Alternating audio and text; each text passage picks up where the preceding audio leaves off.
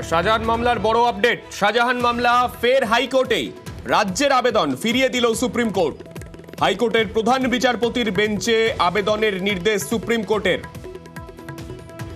আমাদের সঙ্গে রয়েছেন আমাদের প্রতিনিধি অমিতের থেকে বিস্তারিত জানতে চাইব। অমিত, একেবারে তো কলকাতা হাইকোর্টের প্রধান বিচারপতি বেঞ্চ গতকালে কিন্তু নির্দেশ দিয়েছিল শাহজাহানকে বিচারে তুলে দিতে হবে, এবং এই নির্দেশকে চ্যালেঞ্জ করেই রাজ্যের তরফে গতকালই সুপ্রিম কোর্টের বিচারপতি সঞ্জীব খান্না দেখিয়ে রাজ্য সরকার আবেদন করেছিল। তারা চ্যালেঞ্জ করে তারা দিয়েছিলেন যে কলকাতা হাইকোর্টের অর্ডারকে।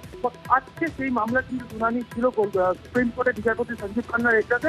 সেখানে প্রাথমিকভাবে কিন্তু স্পষ্ট করে দেওয়া সুপ্রিম কোর্টের তরফে যে তারা কলকাতা হাইকোর্টের নির্দেশ কোনো রকম হস্তক্ষেপ করবে না, এবং রাজ্যকে কলকাতা হাইকোর্টের কাছে ফিরিয়ে দেওয়া হয়েছে। অর্থাৎ সুপ্রিম কোর্ট কিন্তু কলকাতা হাইকোর্টের যে গতকালের যে নির্দেশ, সেই নির্দেশে কোনো রকম হস্তক্ষেপ করলো না।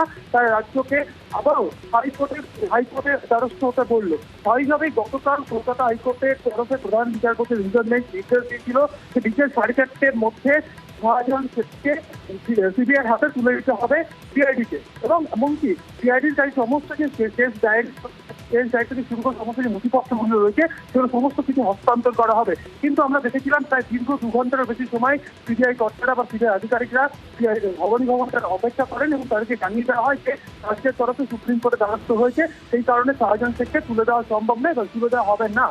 আজ সুপ্রিম কোর্টে এই মামলার কিন্তু শুনানি ছিল।